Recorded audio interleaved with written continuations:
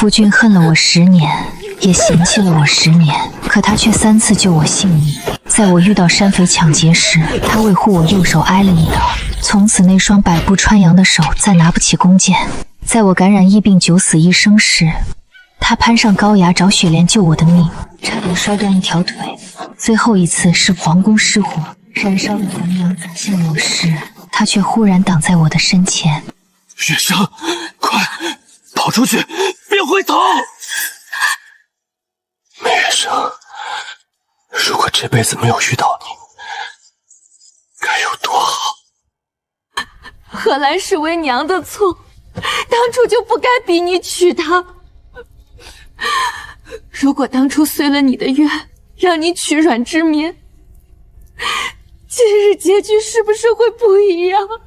荷兰救了你3次，为什么你永远只会给他带来灾祸？为什么死的不是你？所有人都后悔林荷兰娶了我，连我也是。重生后的12个时辰内，需要完成他的3个遗憾。从此姑娘便与他桥归桥，路归路。他不会再因你死在30岁，但重生定有代价，姑娘可得想好了。只要林荷兰能活着，我不怕任何代价。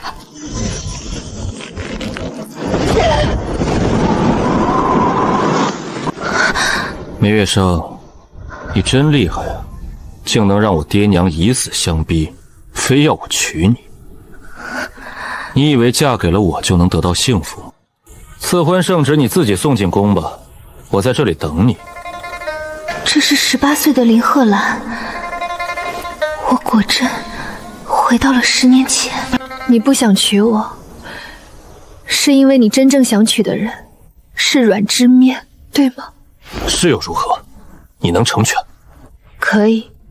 我的父母战死沙场，护国无忧。皇上许我赐婚圣旨，圣旨上没写任何人的名字，我想嫁谁都可以。同样的，我也可以为任何人求一道赐婚圣旨。你用皇上的赐婚圣旨压我，爹娘也逼我娶你，我们成婚是板上钉钉的事。你现在说成全我，怎么成全？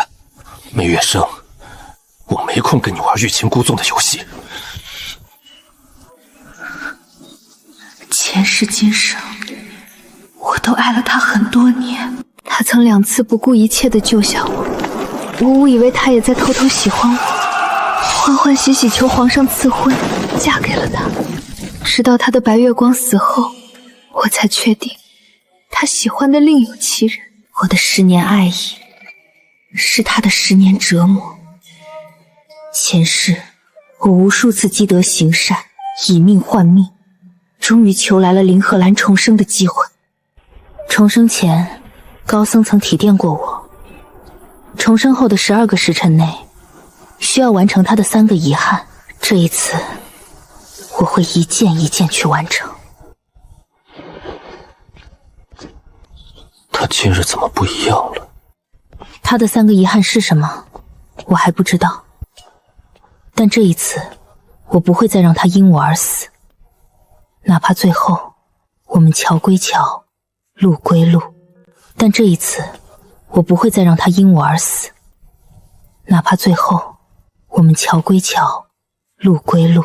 重生后的第一件事，便是面见皇上，求来了赐婚圣旨。我知道林荷兰的3个遗憾，就记在他的手札上。后悔与梅月生成婚，后悔没有反抗父母的安排，后悔没救下阮之眠。如今他的第1个遗憾算是圆满了吧。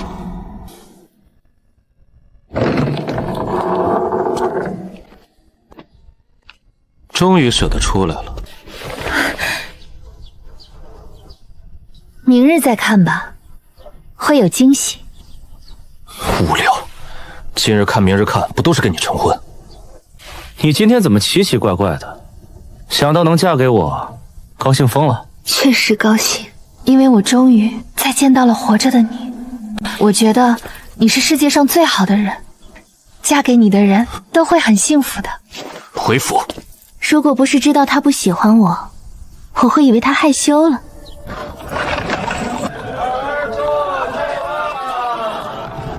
今晚月老临世，登摘星楼能看到百年难遇的流星，相传能一起看的夫妻都能相爱相守，三生三世呢。缠我一世还不够，你还要缠我三生三世？什么流行传言，骗人又荒唐的戏，你一个人上当就够了，别扯上我。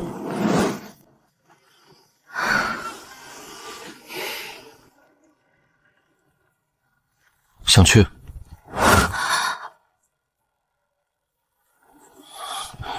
我今晚可以陪你去摘星楼。成婚后我没空陪你回门，祭拜你爹娘，便当是赔礼了。意料之外，又在情理之中。林赫兰一直都这样，嘴上毒，心却比谁都柔软。明明不爱我，还是豁出了性命救了我3次。赫兰什么都好，只是不爱我。好啊，我们一起去看流星。林公子，林公子，请留步！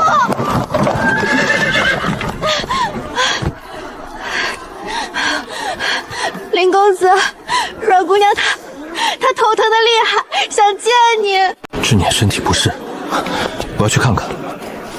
你先恢复吧，晚上摘星楼见。好。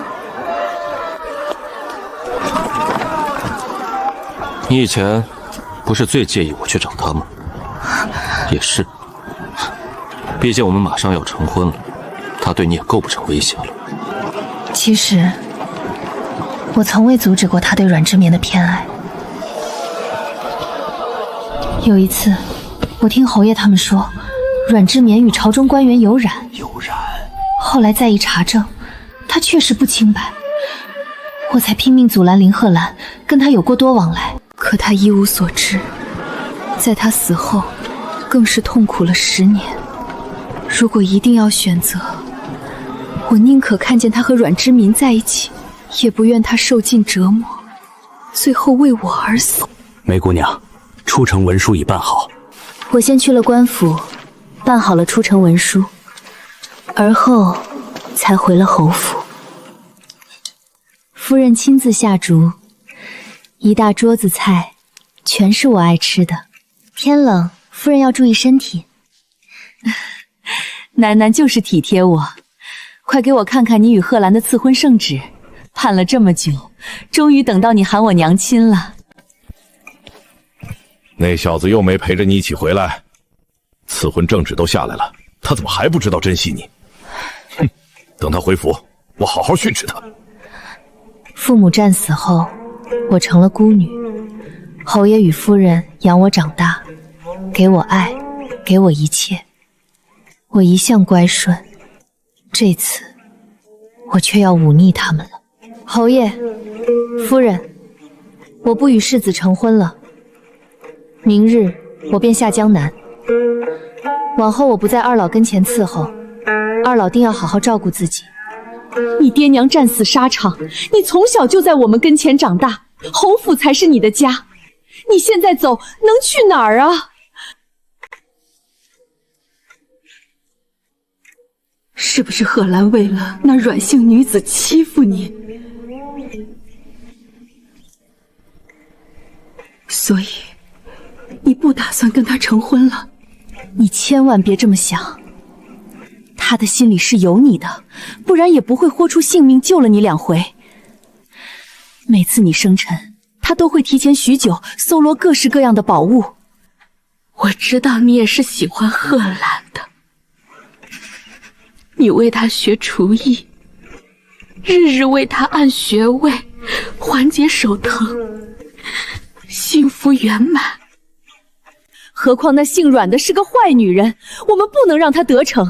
你千万不要赌气离开呀！前世他们也是这么劝我的，最后我丧夫，他们丧子，所有人都后悔终生。夫人，强扭的瓜不甜，贺兰哥哥的意中人不是我，我实在不该强迫他娶我。我昨晚做了个梦，梦见他和我成亲了，但他不肯见我，每日办公差，往死里熬，把自己熬出了一身伤。我给他熬的粥他不肯喝，生病也不肯让我照顾。他说我给他带来的痛苦大于幸福，他甚至为了救我死在了30岁。但这只是一个梦啊！楠楠，贺兰不会的。侯爷夫人，梦是预告。我想他可以不娶我，我们可以不是夫妻，但我要他长命百岁。而且他虽身份尊贵，却有太多事身不由己。可我想至少成婚的事该让他自己抉择。我已拿到出城文书，求侯爷与夫人成全我吧。您二位的养育之恩，月生永世不忘，当涌泉相报。既然是囡囡决定好的事，我便依你。可你记住，不管发生什么事，永宁侯府永远是你的家。多谢夫人。多谢夫人。只要我与林鹤言斩断冤分，前世的悲剧便不会再上演。他会长命百岁，老侯爷与夫人不会伤心欲绝，恨我入骨。这一世，大家都会圆满。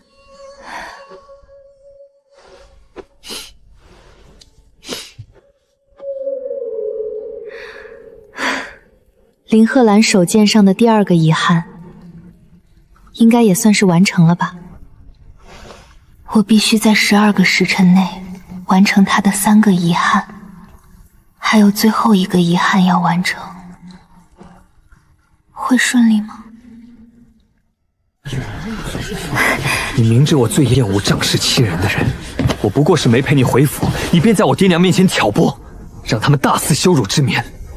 他如今想不开，服毒自尽了，你可满意了？前世，因为我与林鹤兰成了婚，阮之眠想不开，在1个月后服蛊毒自杀了。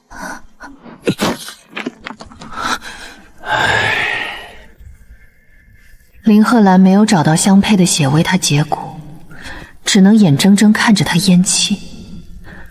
他为此彻底恨上我，直至他死的那一刻也恨我。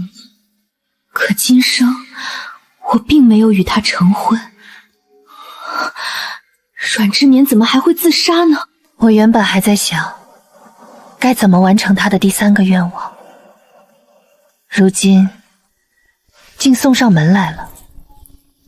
所以你是来找我拿血解蛊毒的吗？你以为我不敢吗？你害至芝麻受辱服毒，本就该赎罪。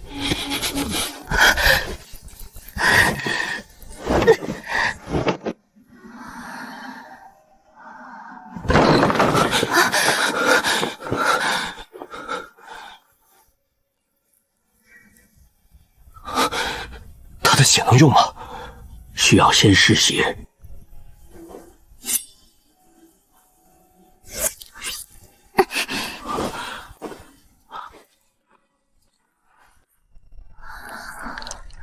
蛊毒有反应，姑娘的血确实匹配。但是救人需取姑娘的心头血，不知道姑娘的身子骨撑不撑得住。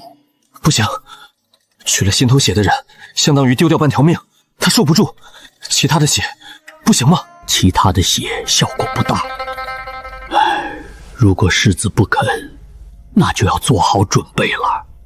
取心头血的姑娘不会死，但中蛊毒的女子是必死无疑。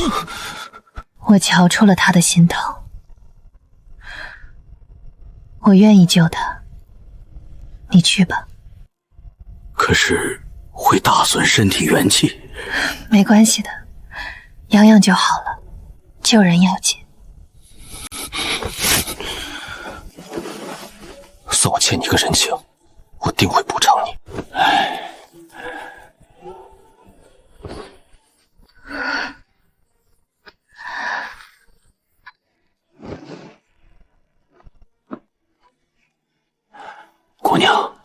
一人。我忽然想起与林鹤兰的过往，没爹没娘，也没有人撑腰。谁敢欺负他？不要怕，我会保护你。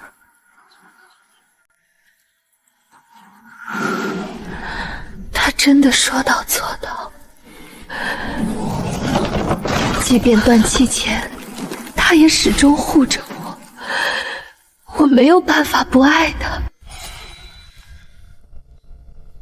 可我知道，从重生开始，我必须不惜一切斩断与他的缘分。明月生，如果这辈子没有遇到你，该有多好。贺兰哥哥，这一世我就不缠着你了。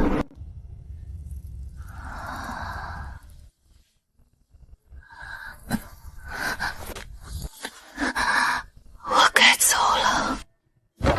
昨晚上是100年一遇的流星，你们都看见了吗？看见了，真的好美啊！听说有情人一起看，还能终生厮守，白头偕老呢。好可惜啊，那么美的流星，2辈子加起来，还是错过了。是玉膳房做的佛跳墙，我小时候贪嘴，最爱吃这个。心口还疼吗？我已经让太医在外面候着了，要不要再瞧一瞧？之年他已经没有性命之忧了，多亏了你。好，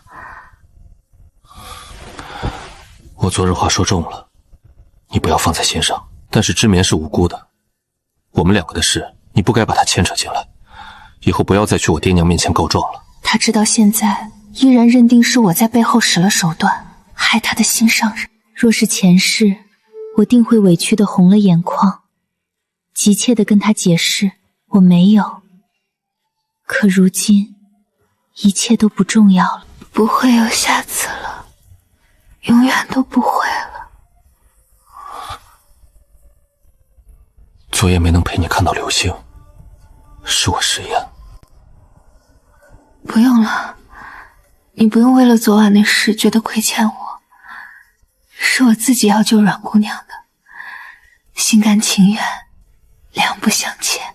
我已经安排好了5日后出城的马车，等你这几日休养好，我们便出发。他的右手曾为了救我，被山匪的重刀伤及筋脉。太医说过，这只手以后再也挽不了强弓，且每逢阴雨天或者劳累时，便会酸痛难忍。当初为了救我变成这样，毁了你百步穿杨的骄傲，你后悔吗？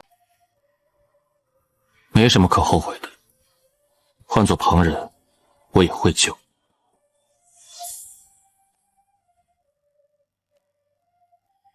那次我感染疫病，你攀上陡峭的高崖踩雪莲，差点摔断腿。换做旁人，你也一样会这么做吗？原来如此，果然没什么特殊的，他只是天性纯良，见不得人死，而我却自作多情地把这当成了偏爱。贺兰哥哥，谢谢你救了我一次又一次。我从小没有父母，在这偌大的京城里，太渴望有个家了，所以才会不择手段地强迫你娶我。我的任性一定让你很苦恼，备受煎熬吧。梅月生，你胡说什么？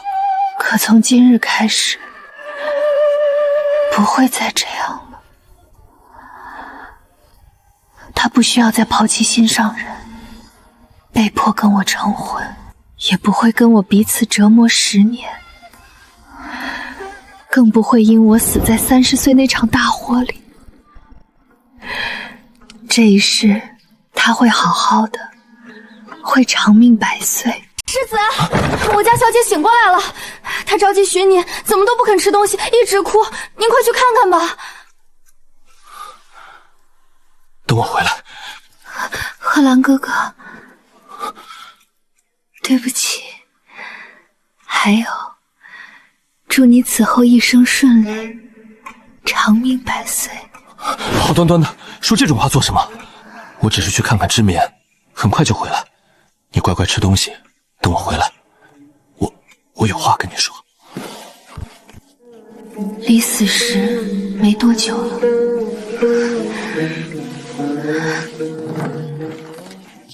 姑娘，该换药了。这是几副补气血的药，姑娘记得按时吃。药会好好吃的，多谢大夫。也请您帮我转告世子一句话，我下江南了，请他珍重勿念。这座困了我2辈子的牢笼，终于离开了。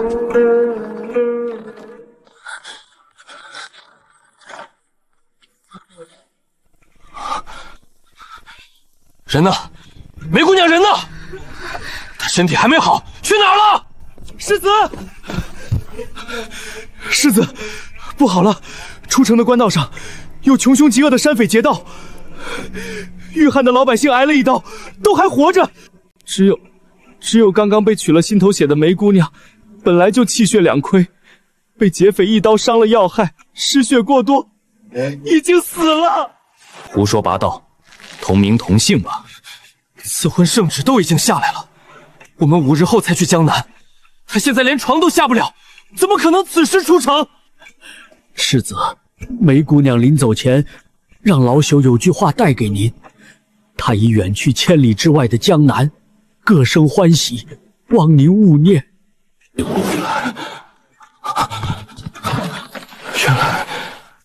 原来梅月生那时所说的得偿所愿，长命百岁，是对他的最后告别，绝对不可能。来报的人说，城门守卫确实核对了路引，亲眼看到梅姑娘的马车往那个方向去了。且官兵在山崖下找到一具坠落的女尸，身形衣着与梅姑娘相差无几，官府通关文书也是这个名字。世子，巧合太多了。去，把本世子的快马牵来。自从右手筋脉受伤后，他再未骑过马。他对外只说不爱骑马了，其实是因为他内心骄傲，害怕再无法像从前那样肆意纵马。他怕他的手甚至连控制好缰绳的力量都没有。造孽呀！山匪太没人性了，害了那么多人，尤其是那个水灵灵的年轻姑娘，可惜了。梅月生天天在他眼皮子底下，那样乖巧温顺的一个人，他为何没能及时发现他的决绝？为何没看懂他眼里的死寂？他在心里疯狂地想，若这白布下真的是梅月生，他便毫不犹豫地跳下去。他救了他那么多次，这次也定能将他从阴曹地府里拉回来。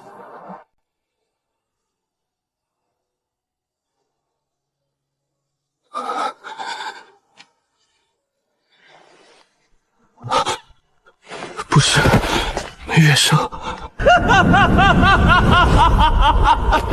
不是他，虚惊一场。原来是这世上最美好、最让人浑身发软的感觉。他原来是那样在乎梅月生，比他自己以为的，比他想象的还要在乎1000倍、10000倍。没看到尸体前，他不敢承认。可当他以为真的失去他时，那种天堂地裂的绝望，终于让他看清了自己的心。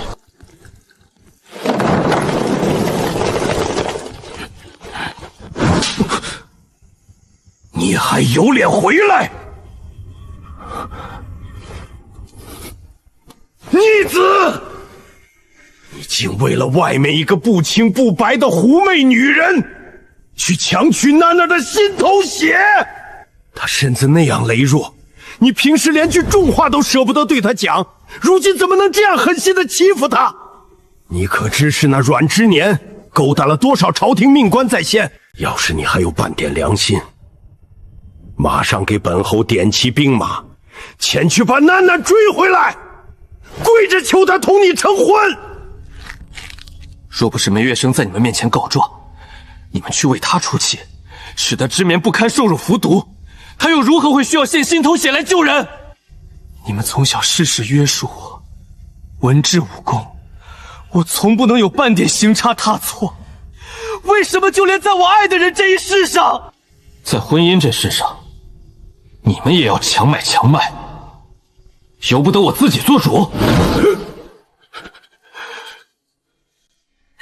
贺兰，你摸着你自己的良心，你敢说你不爱楠楠吗？你若是不爱她，何至于以命相搏，一次又一次的跳下悬崖，冲进火海去救她？他爱的，他爱到可以下意识的以命相抵，却死鸭子嘴硬不肯承认。只是父母逼得那样紧，把梅月笙强行塞进他的生命里，他就是不想顺着他们的心意去爱，他想证明自己可以做主，所以他傲慢地忽视了他到底有多么爱梅月笙。楠楠昨日是来同我们磕头辞别的，这个善良又可怜的孩子，他临走前不要侯府的任何金银，唯一的心愿也只是求我们不要怪你，愿你长命百岁，岁岁欢宁。可他若真的是来辞别，对我已经死心，怎会去皇上那里求我的赐婚圣旨？你自诩聪明绝顶，为何不亲自好好看看那圣旨上究竟写了什么？那是他给我的，我连看都不屑看一眼的东西。当我看清内容时，新娘的位置没有她的名字，是阮之眠。明日再看吧，会有惊喜。原来那是他捧出一颗被践踏的鲜血淋漓的真心，在做最后的放手。贺兰，你以为阮之年真是因为受辱服蛊毒自尽的吗？他私下勾搭朝廷命官，被其原配夫人当场捉奸发现了，那夫人扬言要弄死他，所以他才想方设法的制造偶遇认识你，寻你这棵大树做他的靠山。那原配夫人以为你要同楠楠成婚了，不会再管阮之面的死活，为了泄愤，这才派人给他种下蛊毒。自始至终，这一切都与娜娜没关系。他没有告状，也没有欺负任何人，是他看你为了另一个女人痛不欲生，才心甘情愿剜出心头血，替那个肮脏的女人去死啊！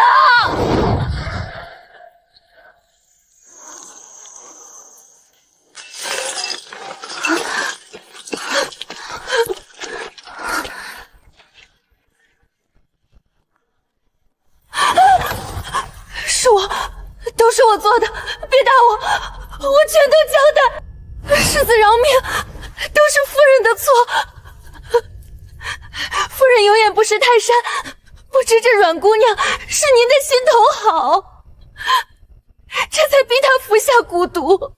我知道错了，求你饶我一命。但是这真的是阮姑娘先勾引妾身的夫婿，骗取钱财在先，这才引得夫人不满啊！求世子明察。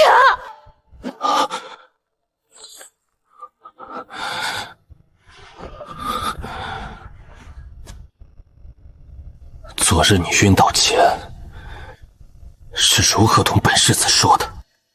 世子，世子，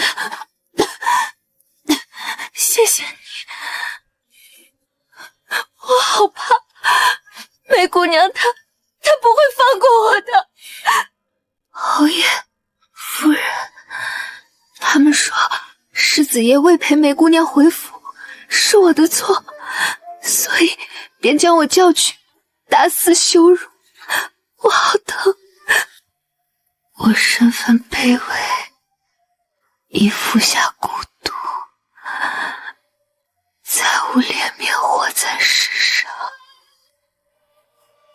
我以为反抗父母的控制就是挣脱牢笼，我那么轻易地相信了他的谎言，却成了刺向他最锋利的刀。我真是瞎了眼，才会信你的鬼话。梅月生的心头血，就你这条命不配。荷兰，我没有，我只是太爱你了。闭嘴！你这心肠歹毒的女人，也配提爱字？来人，把她拖下去。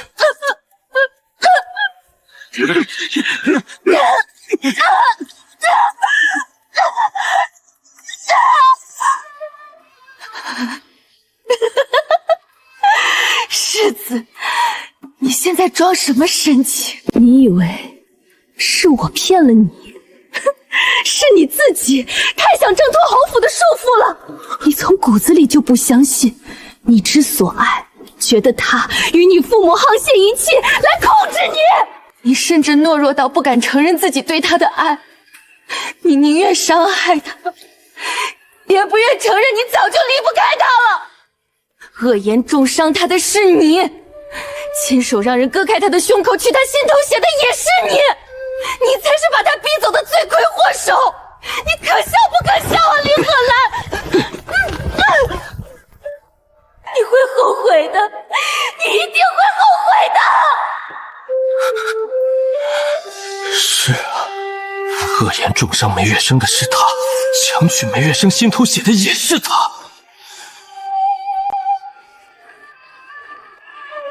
他亲手把那个满眼都是他的姑娘推向了无底深渊。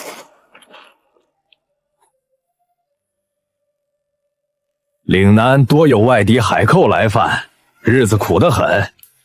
看姑娘的穿着，非富即贵，又是个娇滴滴的女子，为何会孤身来我们这穷乡僻壤？离开京城后，我并没有去风景如画的江南，我想去父母曾经披甲执刃、征战一生的地方看一看。一路风餐露宿，奔波几许，我终于到了偏远的岭南。这里不似京城那般繁华富庶，城墙甚至有些斑驳，但倒也民风淳朴，百姓脸上带着坚韧。到了岭南后，我用身上的部分银两买下了一座废弃的宅院。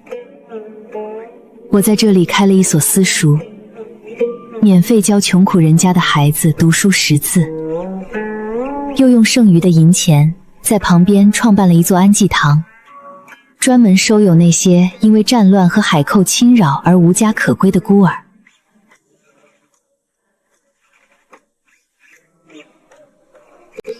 他们不会再像我当年初入京城时那样，受人欺辱却无处申冤。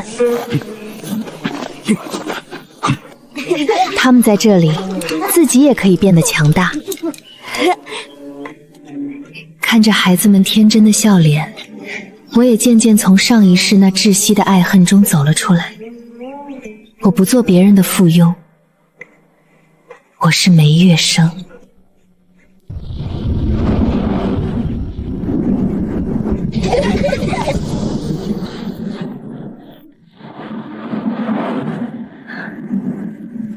日子一天天过去了，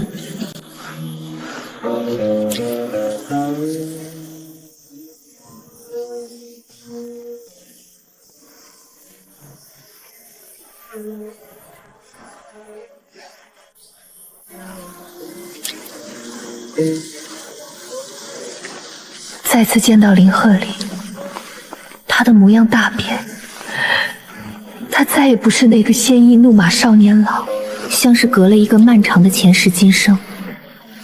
你还是同从前般，下雨天总是忘记带伞，每次在学堂中都巴巴地等着我来接。但你刚取了心头血，身子骨本就还没好透，能不能对自己多上点心？看到林鹤兰的瞬间，梅月生还以为自己因为太过劳累而产生了幻觉。梅月生，我终于找到你了。林鹤兰，怎么可能是特意来寻我的呢？一定是因为别的。你来找我，是因为侯爷与夫人想我了吗？我可以修书一封，回去报平安的。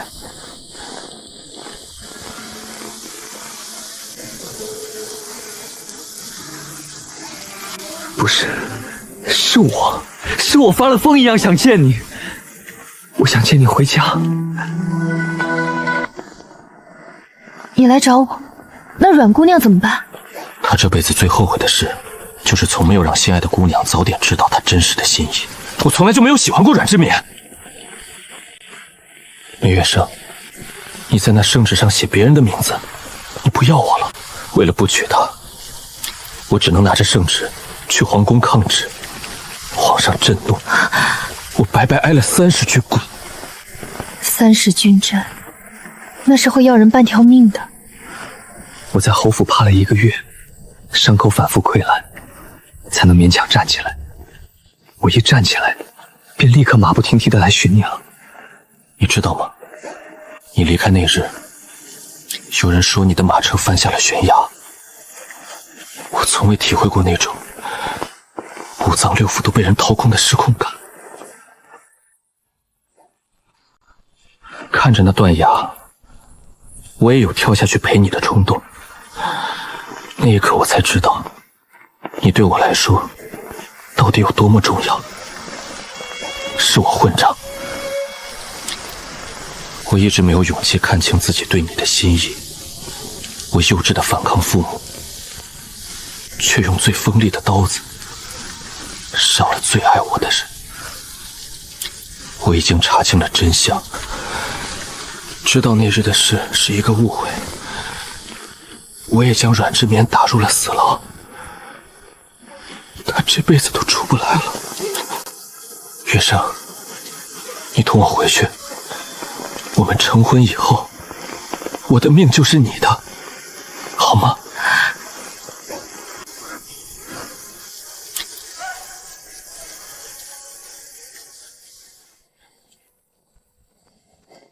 梅月是从未想过有一日能亲耳听到林鹤兰对他说：“我在他的心里也很重要。”上一世他用了一辈子的委曲求全，甚至把命都搭进去，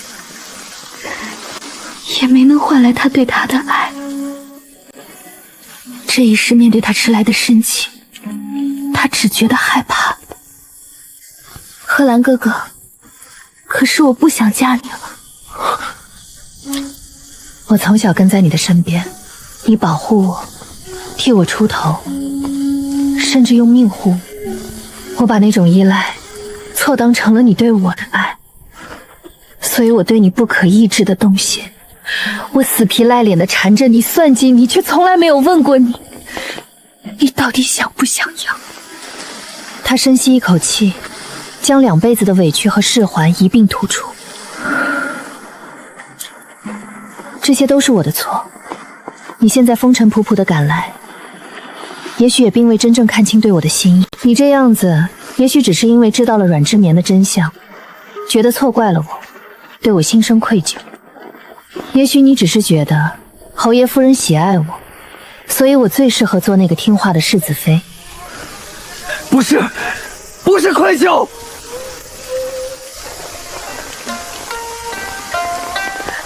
可是我并不需要这份愧疚了。贺兰哥哥，这岭南的天地很广阔，我在这里活得很好，很自由。你不必再来寻我了，回去做你骄傲的永宁侯世子吧，别再来了。一别两宽，各自安好。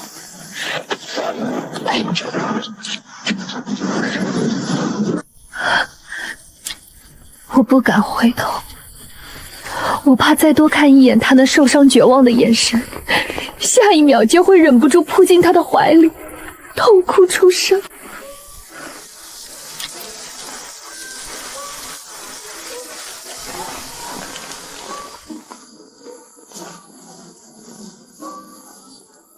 那之后，林鹤兰确实没有再出现在我面前，强迫我跟他走，但他也没有离开岭南，他像个隐形的守护者，默默地扎根在了我生活的周围。